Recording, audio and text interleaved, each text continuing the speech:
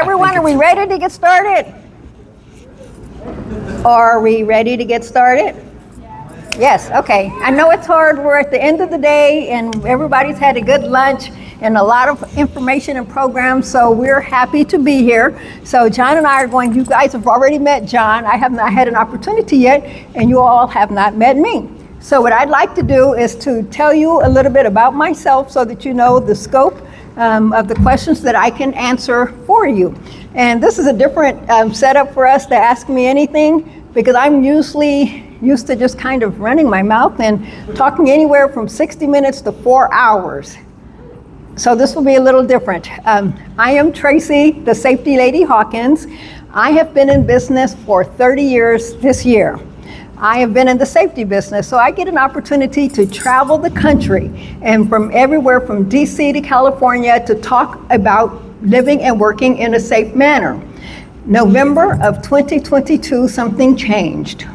Do you all know what happened November 2022? ChatGPT came on the scenes. Everyone lost their minds, including me. So I have immersed myself in the ChatGPT, Gemini, and the co-pilot of it all. I have an opportunity to talk to people about how to use those cybersecurity tools in a safe manner. I talk about data protection, and then I like show and tell. So I get an opportunity to talk about how cyber criminals are using the tools to scam and defraud us. So I am talking about deepfakes, I'm talking about voice impersonations, as well as video impersonations. I'm talking about phishing emails, as well as social engineering, and all of the different ways that cyber criminals are using the tools. So that is my passion, because when I see the crimes that are happening, they're preventable. So my goal is to reach as many people as I can, and being an award-winning podcast host, I get to reach thousands, as well as traveling the country face-to-face, and I get to write for publications. So my platform is big, and I am very passionate about it, and I'm excited to be able to do this in my own backyard, in my own hometown. So that's the scope of what I get to talk about, and then I'll let John talk about his expertise. Well, I would just like to state, my identity has been stolen 23 times. My social security number is on the dark web. I have no more privacy. My identity has been stolen many times. And that is why I became passionate about cybersecurity. I was locked out of all of my accounts: LinkedIn, United Airlines, the IRS, and Social Security. And I learned the lesson. And that is why I became passionate about cybersecurity. I may as well publish my social security number to you. It's on the dark web. And I realize the impact of cybersecurity for organizations. I'll just leave it there. Okay, so this is Ask Me Anything. Does anyone have any questions? I want to start. I want to know about John's having his identity stolen 29 times. 23. 20, oh, I'm sorry. But 23. I'm sure it will be more in the future. Yes. So tell us the lesson learned, because oftentimes when something happens to us, then we learn a lesson so that it doesn't happen again. Tell us the lessons learned from having that happen. How did it happen? Just give us maybe one or two ways it happened, and what can we learn from it? Well, I don't know the origin of the problem. I used to do a lot of business in China, so I went to China about 4 times a year. I believe my identity was stolen in China. I believe a keystroke logger was installed on one of my laptops in my hotel room. I cannot prove that, but that's what I believe. And my entire identity was stolen. But I have friends who have experienced worse. And this is on the personal level, but there is a business equivalent that we have to be aware of, intellectual property. And that is why I became passionate about cybersecurity. I'll just leave it there, because I get excited and I talk too much. I talk too much, so we're gonna, both of us, we'll be We're okay. gonna get excited and have fun. Okay. And audience, you have to ask questions too. Okay, anyone have any questions so far? Yes. The Drive with NAR, the safety series, and it's a podcast for the real estate industry. And then I've recently started my own, and it's called Rip from the Headlines. And I'm on YouTube, and I am interviewing people who have been victims of crimes, and I'm using my expertise to tell them how to not be victims anymore and to have them share their stories. Because one thing that I have learned in this business is that stories make a difference. When people hear real life stories of crimes that have happened to other people, it teaches them a lesson, so they learn from that. Okay, I see another question back there. Did you lose any money from getting your identity stolen? Said, Did you lose any money from getting your identity stolen? I can understand. I did not. It's I'm kind so of distorted. sorry, Can you Fran. hold the mic back a I little? did not fully understand the Right. question. The question was, did you lose any money Yes, from having your identity stolen? I have lost tens of thousands of dollars through my identity being stolen. And many of my friends have had worse consequences. Yes. Here's a question up here. Let's wait for the microphone. He's getting his steps in today. I think that's a record. So other than using like a password manager when you're signing up for accounts or creating passwords, do you do anything else to protect your identity or privacy? Well, personally, I have taken several steps. And I think my steps are boring, but I limited the number of credit cards that are used, and I only use credit cards with banks that require multi-factor authentication. But I have a friend who is a psychiatrist whose patients have had their entire lives stolen, much worse than mine. And but I was shut out of Social Security. I was shut out of the IRS. Everything in my identity was stolen. And it became my passion to understand how to secure my identity. And I actually know people who have gone off grid. Very difficult. But we are in a new era. I'll just keep it short. Okay, and if I can jump in, passwords are a no-no. Passwords are so yesterday. Over 80% of the crimes that occur are based on passwords. So cyber criminals know how to hack passwords. So for that reason, you're advised to not use passwords. So what are you supposed to use instead of passwords? Anyone have an idea? Passkey, thank you very much. Passkeys. And I also think I heard passphrases, is that right? Okay, so both of those. So passphrase is a series of unrelated words that criminals can never guess. It can be a complete sentence, something like, I love red bikes. What are the odds that a cyber criminal trying to hack into my account will be able to figure that out? Slim to none. But what's even better is a passkey. Now, a passkey is biometric. That's AI. So that is facial recognition, or it's a thumbprint. I happen to have a twin sister. She cannot enter my device because we do not have the same thumbprint. So if my twin sister can't enter my device, do you think a cyber criminal stands a chance?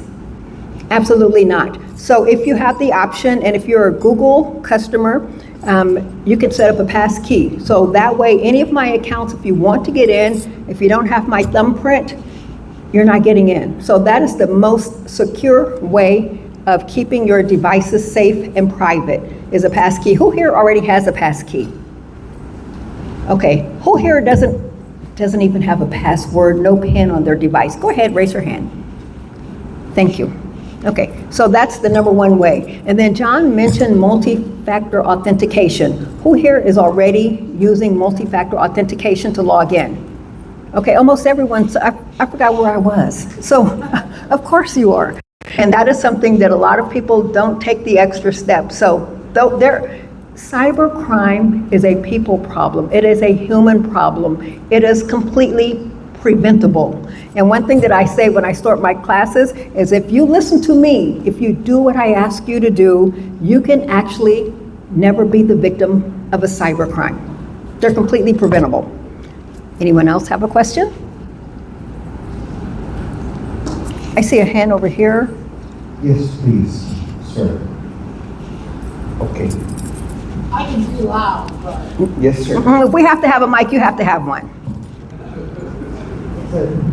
so we had an issue where we had a deepfake domain spoof from a Missouri court to our company. How would you prevent or protect against that? We were able to defeat it, but I just didn't know if there was any other suggestions or ideas of how, because it went through and passed by all of the security,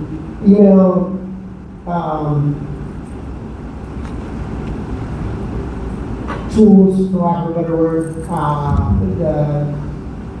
all the security measures that we had in place, and didn't even get through our logs. It was not logged in our systems, but showed up in a email account.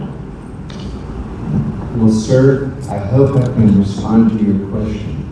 I would like to state that today, in 2025, the number one threat is social engineering.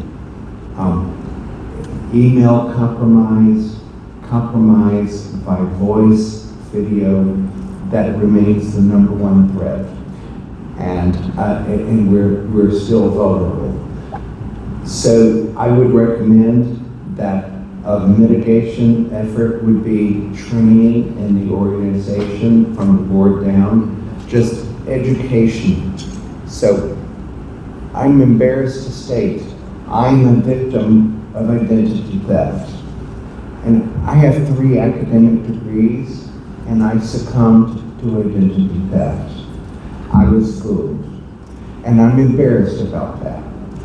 But it was a sophisticated identity theft. Identity theft is very sophisticated today. So your organization needs very sophisticated training. And I wish I could give you a formula. I don't have a formula, sir. I don't have a magic formula for the training. But we have to be aware. I hope I'm responding to your question. Because if I get excited, I'll talk too long. John, I am that magic formula for the training. Okay. I am that magic formula. Can you tell me a little bit about your situation? You mentioned the deepfake. Tell me what happened. Yeah, so we received an email that came from Missouri courts that it bypassed all of the other security applications. It was caught by our cloud security after it had been in an email box. Now, our human intelligence, the people who received it, they identified it. It wasn't something that made sense to them, and so they brought it to me, and we figured out that it was a scam, it was that thing. But that is getting more and more sophisticated. Those attacks are becoming more and more sophisticated. What is the strategy to continue to improve their understanding and human intelligence piece of that to defeat those? I'm going to echo what John said. He said education. I say education and awareness. So back in the olden days, whenever you got an email and it was improperly written, it was grammatically incorrect, and it just wasn't well written, you looked at it and you said, no way am I falling for this.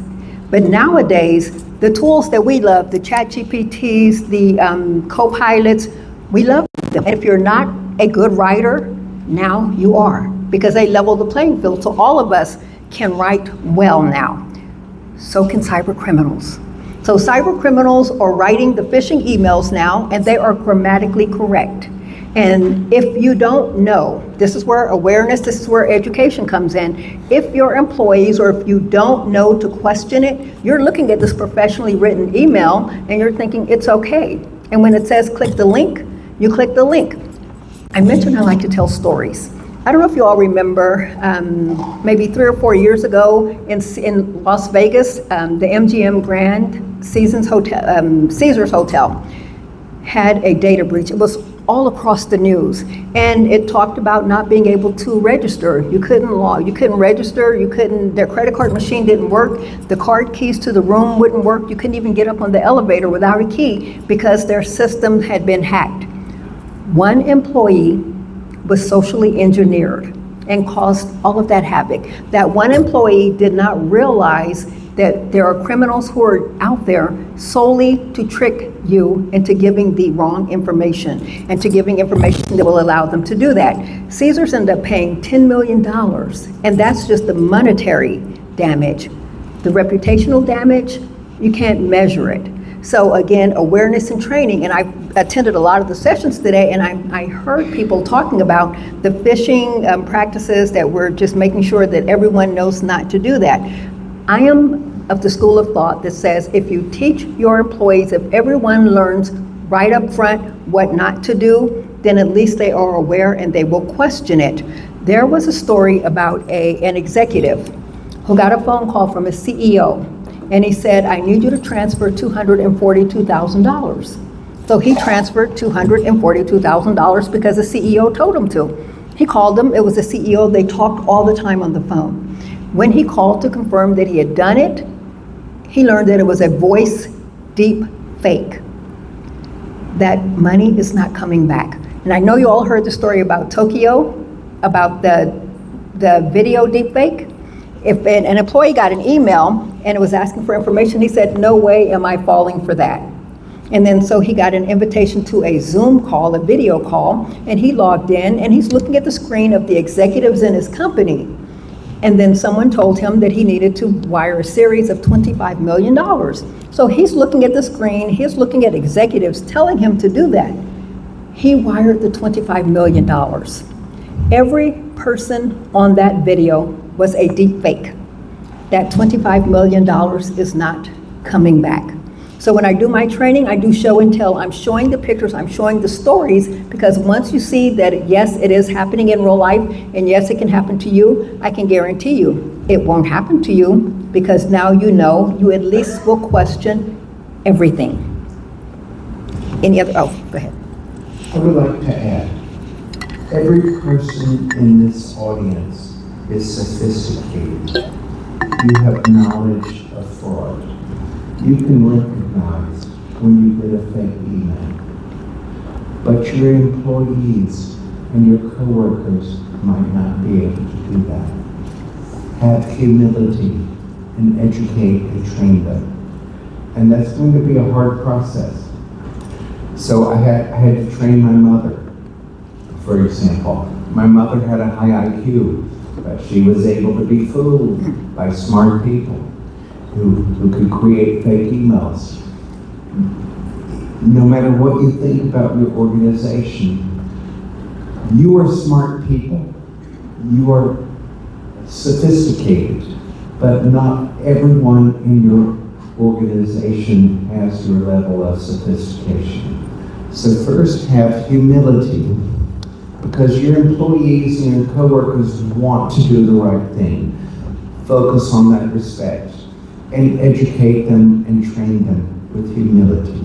I'll just leave it there. I love that. I love that Yes. you're reminding us to be humble, basically. Yes. I love because that. I think I think most people want to do the right thing, but sometimes we make mistakes out of ignorance. And so when we have knowledge and we share our knowledge, we must do it with humility and respect. I agree. Yes. And how many of us in this room think that we're smart? All of us, right? Has anyone in I this know everyone in this room is smart. Everybody in this room is smart, whether you think it or not. Right, and we think that it will never happen to us. It could not possibly happen to us, right? Do you guys remember the grandparent scam? Who remembers the grandparent scam? Can you share the story? Let's give her a microphone, and yeah, you. And tell us what the grandparent scam is. I'm sure all of you guys know what grandparent scam is, but it's basically your loved one, your friend, or you call your grandparents, or they think you call them, and be something like, oh, grandma, I'm getting the money, I'm in the hospital, or I got kidnapped. So the grandparents basically need to get for the children or the grandkids, they will give the scammer whatever they want. Thank you, thank you. And this was going on long before AI, generative AI hit the scene. I remember this years and years ago that grandparents would get that call, and it was that the criminal thought older people are not going to recognize if the voice is a little off, so it doesn't have to match exactly. And the sad thing is it worked. If you Google grandparent scam, you will see so many news stories of grandparents or senior citizens who lost their retirement, who lost their life savings because they got those phone calls and they truly believed it was a loved one. So what I am finding out now, and I get to talk to a lot of people, is that it's not just grandparents who are targeted.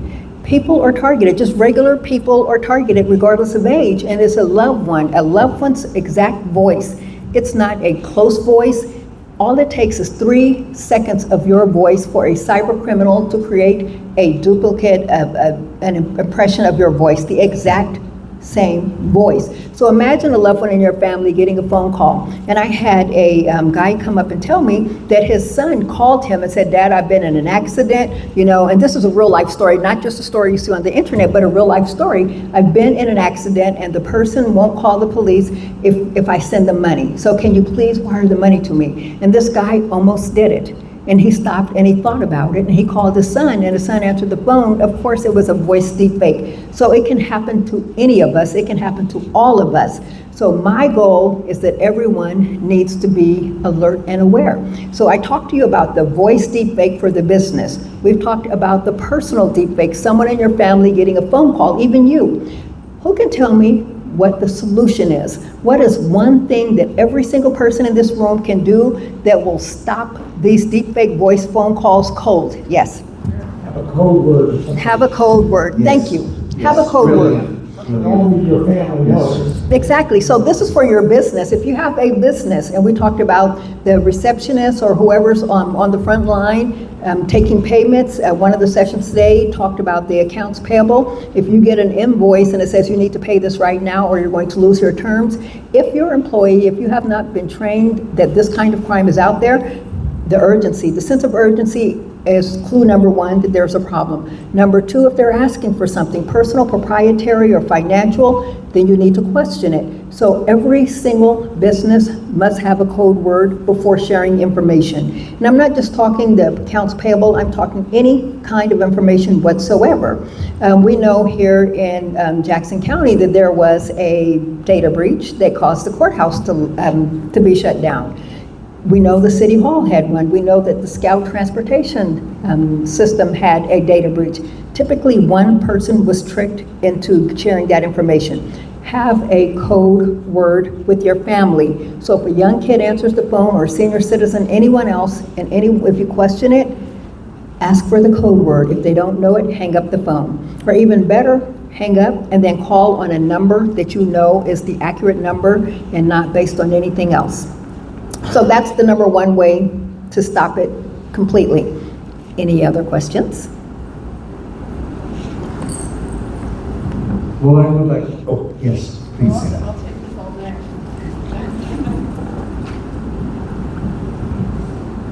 So with the current administration's, I would say, removal of the prior administration's AI regulation, how do you foresee this coming about with this current administration when they start enforcing with AI as U.S. federal regulations? This is going to be a difficult answer. Your liability will not change. You're going to remain liable under any administration. And you should, my best recommendation as a lawyer, as a citizen, and as a compliance professional, try to be compliant with the highest standard possible. Now, at the moment, it's my professional judgment, and I might be wrong. I believe the highest professional standard is the European Union Artificial Intelligence Act. I acknowledge I might be wrong, but that's my belief, good faith belief. Politics will always change, it will always be in flux. And you have to remember, there's going to be litigation in the court system, and it's going to be very uncertain. Try to adhere to the highest ethical standard that you can. Show good faith.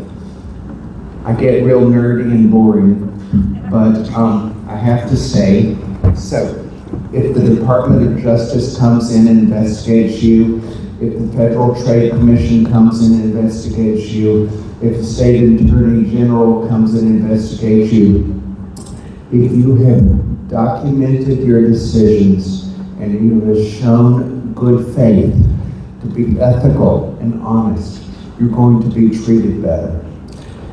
And that's the best answer I can give you right now.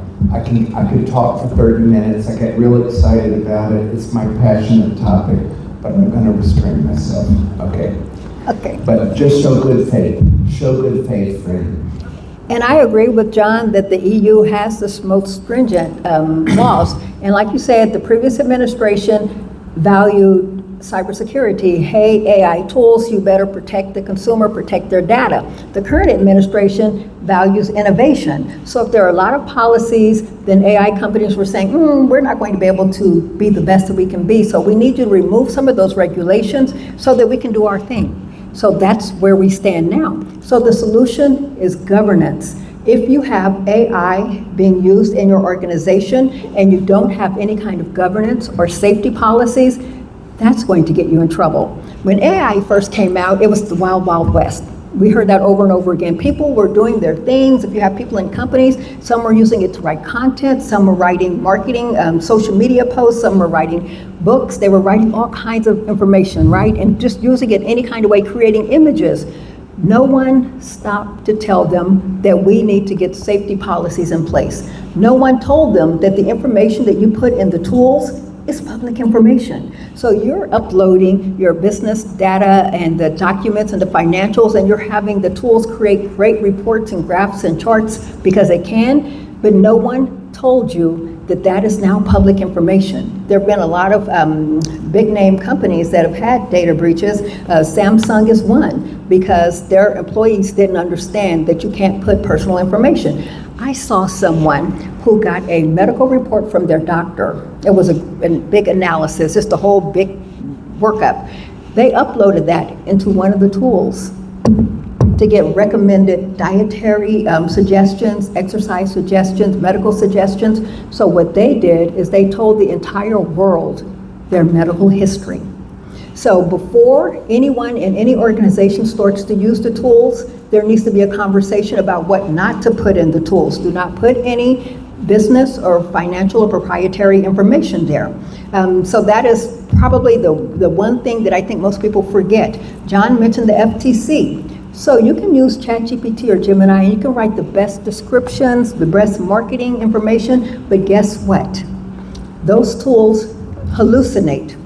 Another term for hallucinate is lie.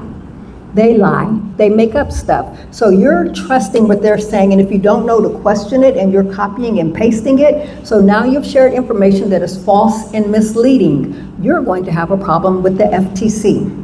So it's important to have training, basic training, learn how to use the tools, what to say, what not to say, as well as any kind of governance, any safety policies, because like John said, when they come for you, and if you can prove that you actually try to educate your employees instead of just letting them loose, that's going to serve you better. So every single person in this room, every organization, every company needs to have some kind of awareness training on a regular basis if you haven't done that already. I would like to add, right now, the rhetoric, and I regret the rhetoric, it's innovation versus innovation, regulation versus innovation. And I would like to suggest, let us go beyond that. Don't stay stuck in that regulation versus innovation debate. Stay grounded in ethics, trustworthy AI, responsible AI, and you will inherently innovate inside that paradigm. This is a powerful concept. I could go really deep into it. Please do not get trapped in the debate between regulation and innovation. Regulation does not inhibit innovation. Get me on that. That's I just agree. a quick summary. I agree. Any other questions?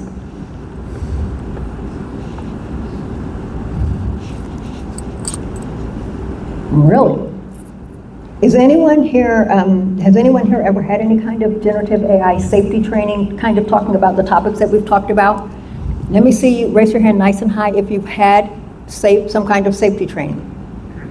Okay, so those of you who have not had safety training, it's time. Yes. It's past time.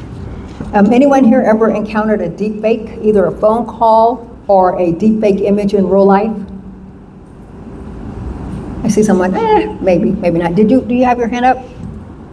Tell us what happened to you. Let's get the microphone over. I'm sorry to do this to you.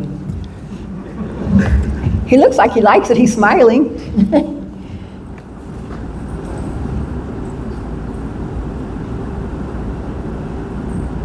So got a voicemail from a celebrity basically trying to sell me on something.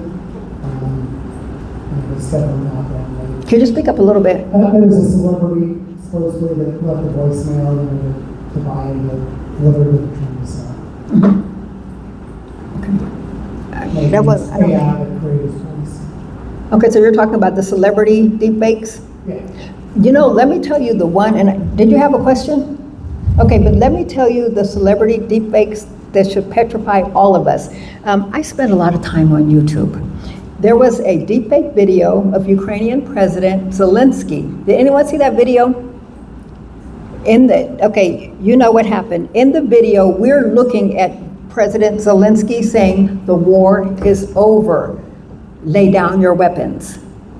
It was a deepfake. So what happened if people didn't realize that was a deepfake and his soldiers did that?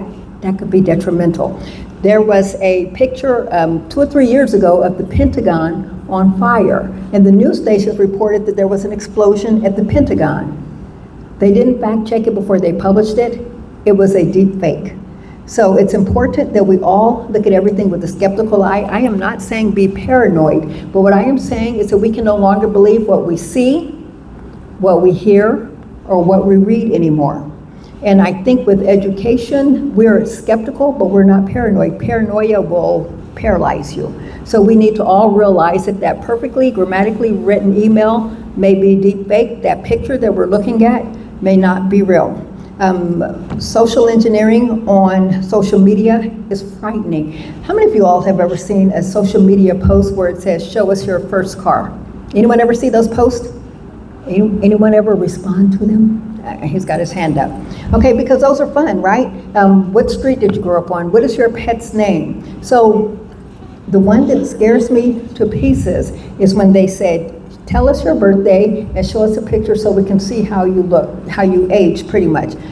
Thousands upon thousands of people were posting their entire birth date and their ages, and they were showing their picture because they wanted everyone to tell them how good they look for their age. Can anyone think what might be wrong with that? Social engineering is alive and well, especially on social media, and we want to be social. That's why we're on social media. But what I am saying is keep in mind that the cyber criminal's job is to trick us.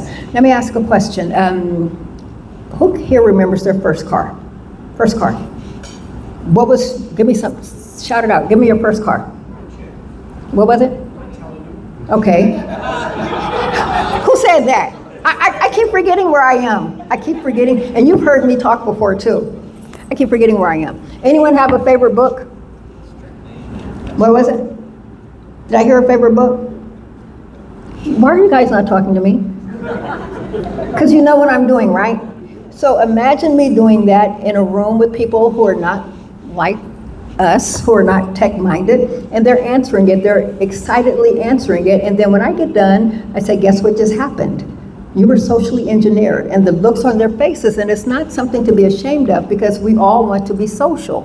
So what I say is to stop and think like a criminal. If this information is something that can be used to guess your identity, that's what you need to think about. If you've ever been locked out of a social media account, it's going to say lost password and give us a security challenge.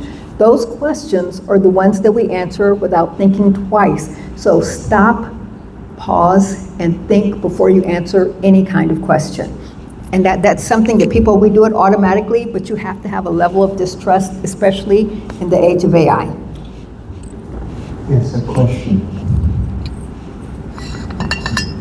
Just circling back to your earlier comment about it's time that we have AI safety training. What sort of recommendations or suggestions would you have for companies to go about making that available or putting something together for employees? Well, I would like to note that if you do business in Europe, you have a legal requirement for AI literacy. So that's number one. It's ambiguous, what is AI literacy? And I don't have a good answer to that. It will probably be contextual, but this is an opportunity. I don't know what role, friend, that you play in your organization, but this might be a leadership watershed moment for you to shine. You can be the AI person in your organization who can shine and be the font of knowledge. There are many sources of information about AI, free and fee-based. I would suggest that an organization adopt a common taxonomy about what is the definition of AI. This has legal consequences, actually, because what constitutes AI actually differs according to state statute. And machine learning, for example, and that's another conversation. I won't go into it, but you need a common taxonomy about AI, all the language about AI. And you have the opportunity to be the leader in your organization.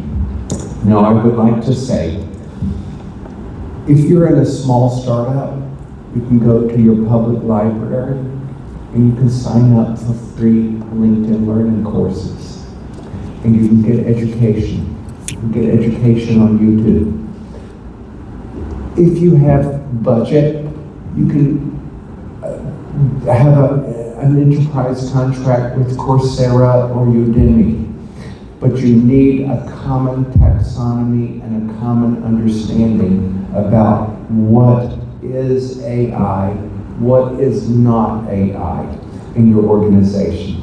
I can get excited and I can talk forever, but I'll just stop there. Both of us, Yes, John. we get excited We because do. we're passionate. And that's what people- We're passionate about what we do. I am. I have to restrain myself.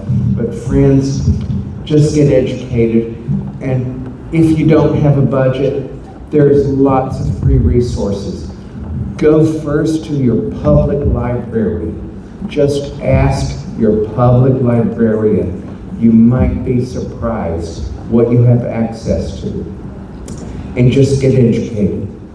And you don't have to tell everyone you're getting educated. Sometimes it's better to be silent and quiet about it. I don't understand the silence and the quiet part, John. Well, Because I'm a talker. yeah.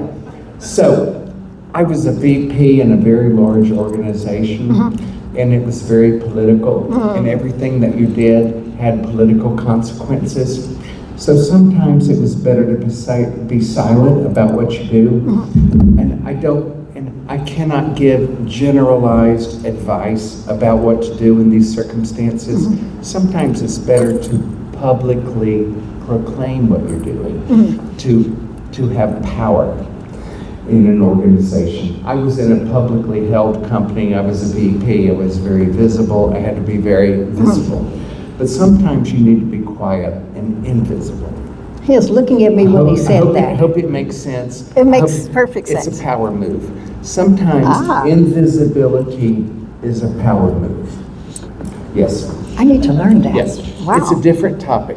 I like but that. It is a power move sometimes. I like it.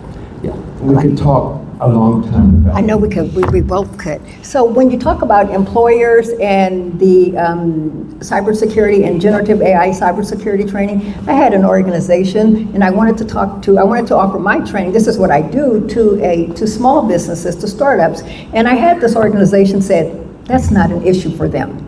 So I looked at their schedule, and their schedule had so many AI, creating content, AI, social media, but they didn't think that it was important to have any kind of AI cybersecurity training, which hurts my feelings. But then think about it. Solopreneurs, entrepreneurs, and companies of all sizes have had data breaches. So it's just me. In my business, I'm everything. But I am just as likely to click a link that could destroy my business. And people think I'm so small, no one will see me, no one knows what I have.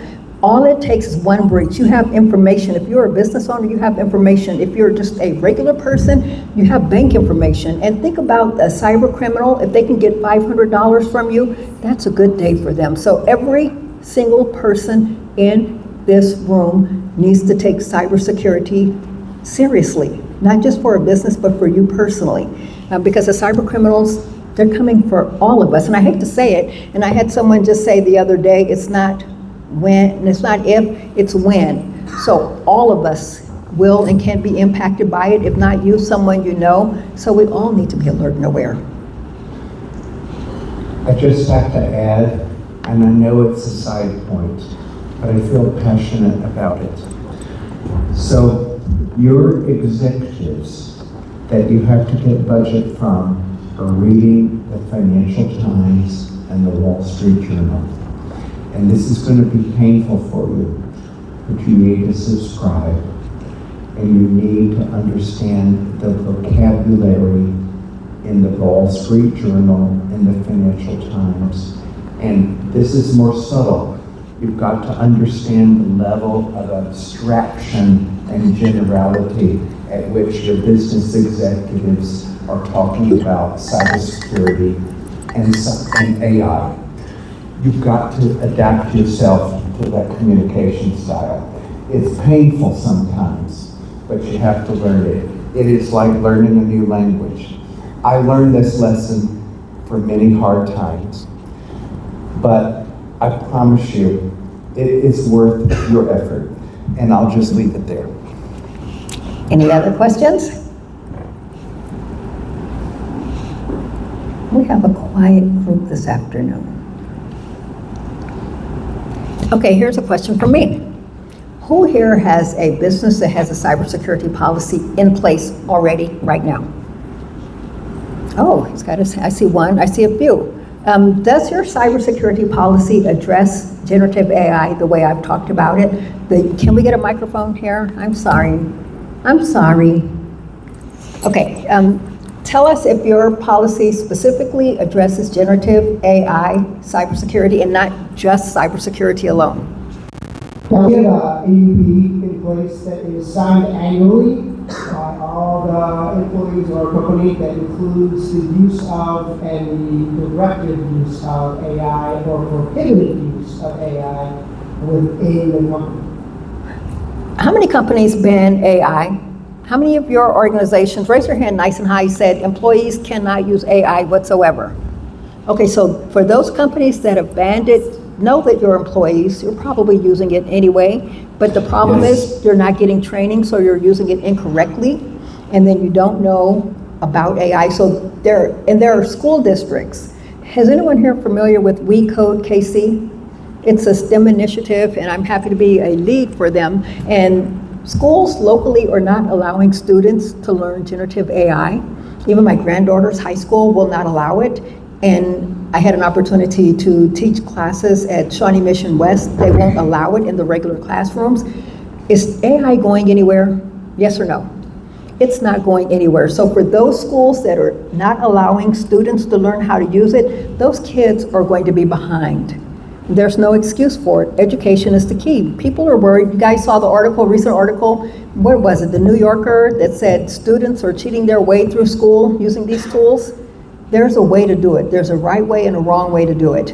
And it's, again, an education question. Someone else had their hand up about having an AI, a cybersecurity policy in their companies. Can we get a microphone here? Sorry. He's gonna stop. He's gonna feel like he can't hear me anymore. And then tell us about the cybersecurity policy, and does it specifically address generative AI the way that we've discussed it today? It does. It has multiple tiers, if you will. We have the cybersecurity policy, then we have specific policies that just are focused on generative AI, and then outline ethical use, privacy, protections of intellectual property, and things like that. And then we also are implementing increasingly strict zero trust restrictions that prevent us from actually putting anything proprietary into an AI tool. And we also have an internal ChatGPT model that is open for anyone to use, but of course it's not connected to anything external. It's only for internal usage. So your organization, your company allows AI usage in the course of doing your jobs? Yes, it encourages our internal ChatGPT model is open to the whole company with about 80,000 employees. And then we also have selective use of Copilot. I think we have 20,000 licenses now of Copilot that are distributed.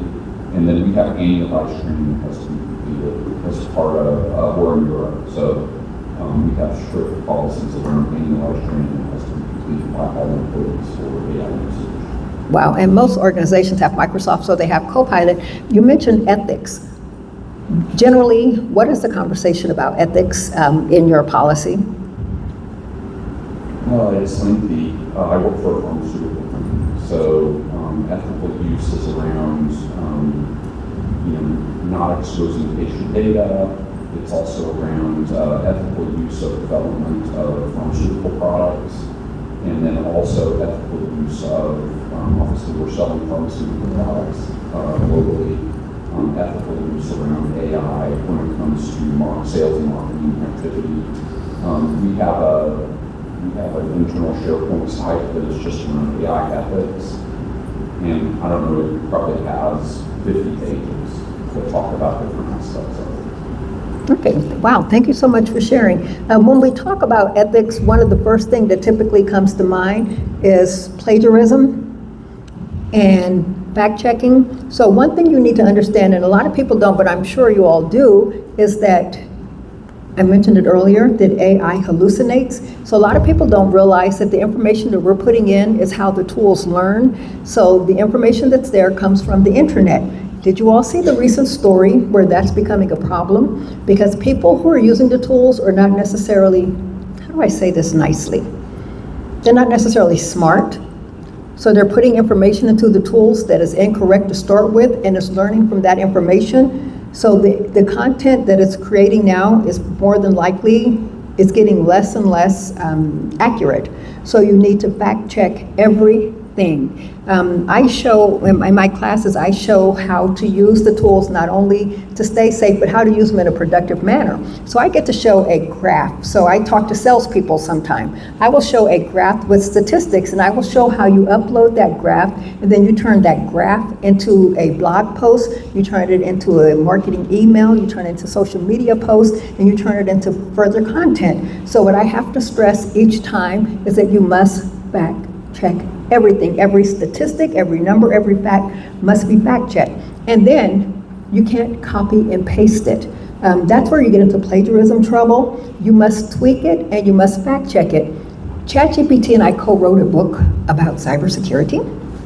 And it's something that I share with people who attend my class. But you will notice on the front, it will say co-authored by ChatGPT and Tracey, the safety lady.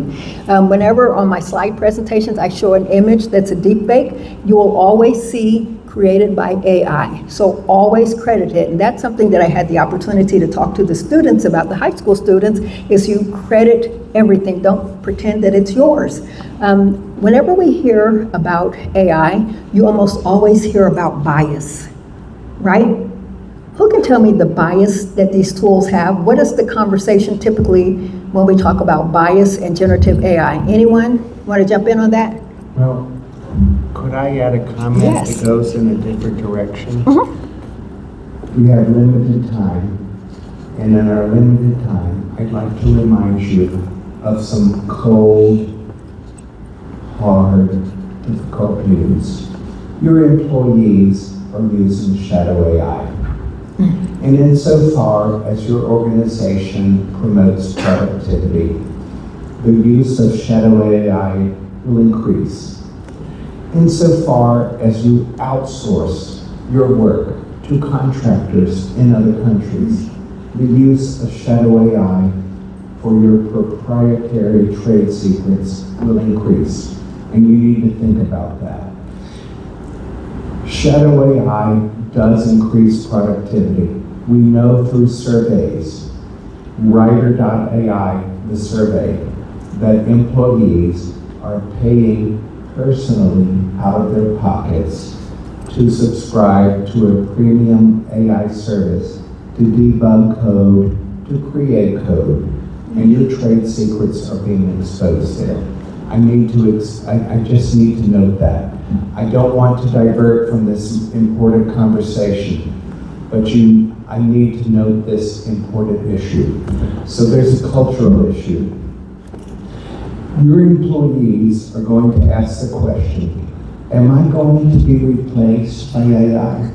Does my employer care about my knowledge and my skill and my connection to this organization? Does my employer care that I am loyal and care about what I do in my work?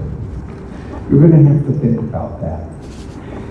When you're a full-time employee, you have a certain connection to the organization. When you're a contractor, your connection to the employer is a bit tenuous. When you're a subcontractor, it is even more tenuous. So just think about that environment. Your employees already today are going home on their home computers, unbeknownst to you, outside of your sanction, and they're debugging code. Just think about that. And I had to go a little bit off topic, but I needed to introduce it. And we're going to have to face it. And one day, you might be liable for it. Just think about that. What's the solution, John? A policy or education? I certainly don't have an ultimate solution. So I need to go into your specific role. You know, right now, the Securities and Exchange Commission is focused on Chief Information Security Officers, CISOs. There's the scapegoats right now. There might be another scapegoat tomorrow, I don't know. But right now, CISOs are the scapegoats in publicly held companies. It might change tomorrow, I don't know. Just be aware. And in this short presentation, that's really all I can do. We could go very deep into this topic, but you need to be aware of your role in the organization and the responsibilities that you have taken on. I'll just leave it there. Okay, and I'm glad you got that in because that's important. And I know we have a few minutes left, so one thing I wanted to end on, unless there are other questions, is we have to talk about the role of bias in generative AI. Yes. When we talk about bias, we understand that AI tools are trained typically on white males. So when we generate images, if you don't specify, you're going to get an image of a white male. And that is something that the industry has worked on. And who here uses Canva? So Canva is amazing. It's like magic, right? And Canva is a great tool when you generate images. You're going to notice a diversity of images. It won't always be male, it will be female, it will be a variety of ethnicities and races. And that is because the owner of Canva happens to be a woman of color. And so that is a great tool. Google got in trouble with Gemini when it was not producing great images, so they went overboard. And they were producing images like a Confederate soldier who happened to be Asian, or something that just did not make sense, and so they had to pause it for a while. I'm the safety lady, so the safety part of this is if you ever make a phone call, whether to your doctor or to 911, and it is powered by AI, if you have anything other than a white male voice, you may be in danger because it is trained on white male voices. So if a woman calls and you have to repeat yourself over and over again because it doesn't recognize your voice, if you have an accent, if you are older, if you are young, anything other than that voice will put you in danger. That is a legislative issue that simply must be worked on. So that is something that is happening. If you look at stories about facial recognition in the AI tools, there are two prominent stories of women who happen to be Black women who were arrested because their faces matched the facial recognition of a criminal. It turns out that it wasn't. We learned that AI was biased against people of colors, people who were typically more likely in the legal system to be identified in the situation when there's a crime. So those are things that we need to be alert and aware of. And hopefully the tools hear the message and they're actually working on those, fixing it so that it will be equal and good for every single person, for all of us who use it. Does anyone have anything else before we wrap? Any questions, any comments? Oh, go ahead. I want to make a statement. I have African American DNA, but you don't see it.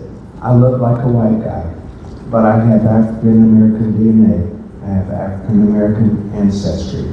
I'm from the Deep South, with all that legacy, and I'm deeply sensitized to the issue of bias. I would also like to note that the entire English language internet has already been absorbed by all the large language models. That means that non-English language has not been sufficiently represented in the large language models. There is great potential for bias. And that's all I have to say.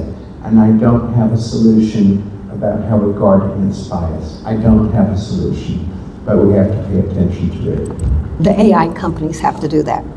The AI companies, the creators have to do that. I think we're going to have to create a legal obligation for them to do so. Wow. They won't do it otherwise. That's my opinion. I agree. Any questions, any comments about anything that we have discussed today? Did we miss anything? Okay, well, we want to thank you all so much. And for those of you who raised your hands and participated in the conversation, thank you so much for making it interesting and fun. So I think it was fun, John. It was wonderful. Okay. And I hope everyone in the audience got value from this. That's our hope. Okay. Certainly. I want to thank you all so much, and everybody stay safe.